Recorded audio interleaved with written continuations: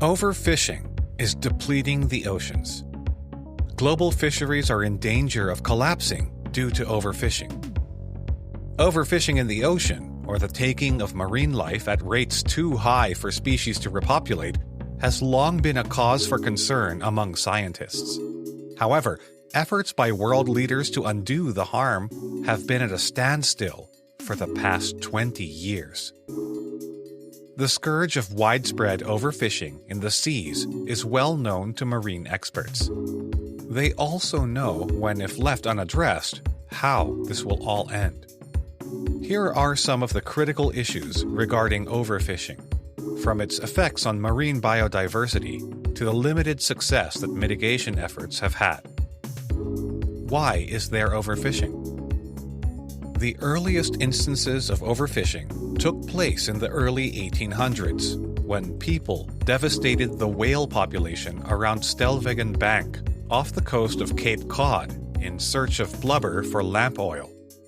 By the middle of the 20th century, some fish that were eaten in the United States, such as Atlantic cod, herring, and Californian sardines, had been overfished to the point of extinction.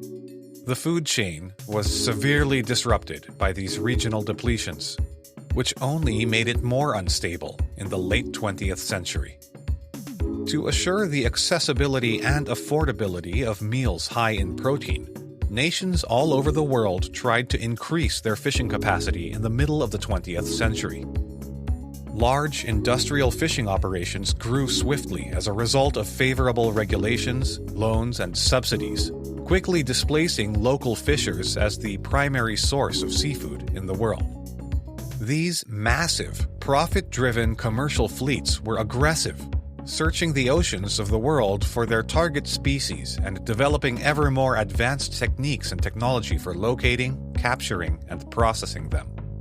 Customers quickly became used to being able to buy a variety of fish for reasonable costs. However, the business had reached its peak by 1989, when roughly 90 million metric tons of fish were collected from the ocean, and yields have since fallen or remained constant. The most sought-after species fisheries, including those for orange roughy, Chilean sea bass, and bluefin tuna, have collapsed. According to a 2003 scientific study, industrial fishing had reduced the numbers of large ocean fish species to just 10% of their pre-industrial numbers. Effects of fishing on biodiversity. Commercial fleets began searching deeper in the ocean and further down the food chain for feasible catches as a result of the collapse of large fish stocks. The so-called fishing down has kicked off a series of events that are disrupting the biological system of the sea's old and fragile equilibrium. For instance, coral reefs are particularly susceptible to overfishing. Fish that consume plants maintain the equilibrium of these ecosystems by consuming algae, which keeps the coral clean and healthy so that it can thrive. Reefs can become weaker and more vulnerable to being destroyed by extreme weather events and climate change if too many herbivores are caught in fishing nets, whether on purpose or accidentally. The delicate corals that form the base of the reef can also be physically destroyed by fishing gear and other garbage.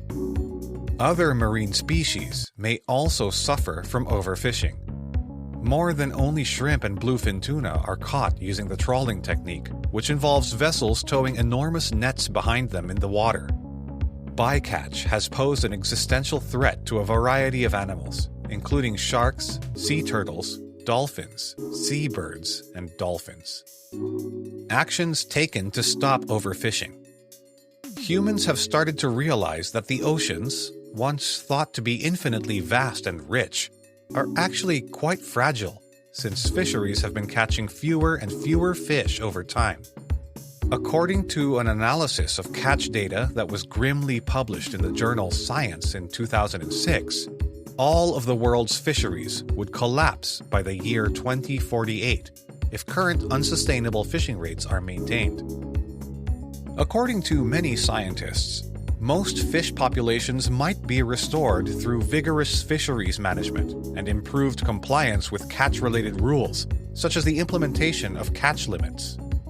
Utilizing aquaculture, the production of seafood, more frequently would also be beneficial. The percentage of stocks that are sustainably producing the most food possible, which is the goal of fisheries management, has slightly increased, according to the United Nations Food and Agriculture Organization, FAO, which establishes international standards for fisheries management as noted in its 2020 report. There are still numerous difficulties. A third of all fish stocks worldwide are overfished, and the fraction of fish stocks overall that are at sustainable levels has been declining. According to the FAO research, this decline in fish stocks is especially noticeable in places where fisheries management is not in place or is inadequate. The Mediterranean and Black Sea had the greatest percentage of stocks that were overfished, 62.5%, among the regions the organization monitors. Can overfishing be stopped? To reverse this alarming trend, government subsidies to the fishing sector continue to be a major obstacle. According to a global assessment, nations spent $22 billion in 2018, a 6% increase from 2009, on allegedly damaging subsidies that support overfishing. Subventions that support activities that would not otherwise be lucrative, like covering the fuel costs for industrial trawlers, are harmful. For instance, over the last 10 years, China has expanded its detrimental subsidies by 105%. Since 2001, members of the World Trade Organization have been debating ways to restrict these subsidies, but little has changed. And even though the United Nations promised to reach a deal by 2020, that date has passed without a solution. The WTO Director General urged countries to achieve a deal in 2021, claiming that a failure to do so would threaten the viability of fish stocks on which so many depend for food and income, and the biodiversity of the oceans.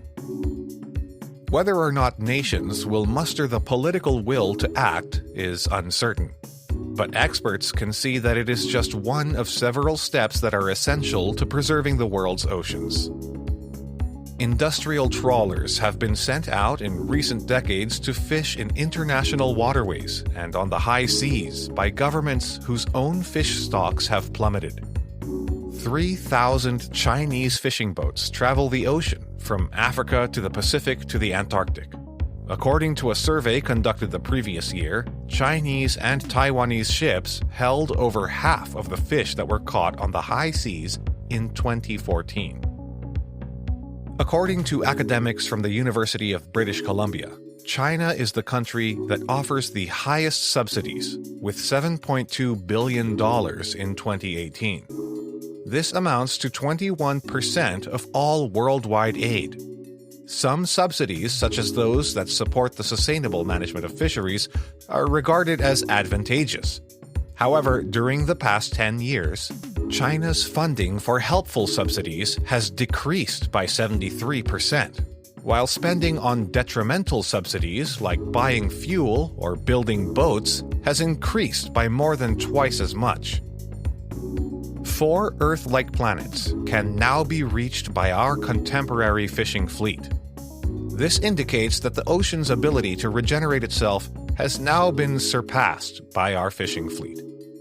Additionally, plastic litters our waters. Since the 1950s, our fishing fleet is thought to have produced more than 9 billion tons of plastic, an astounding amount that ends up in the oceans. More plastic than fish will be present in the oceans by the year 2050. Even though we have the most cutting-edge technologies, overfishing is already having a negative impact on the oceans. Every day, our fishing boats take in enormous quantities of fish, as well as unsustainable bycatch. The ocean ecology is left in an unbalanced state as a result. Fish stocks will run out, and the oceans will be completely empty in a few decades. If we don't alter our behavior, the oceans will become fishless.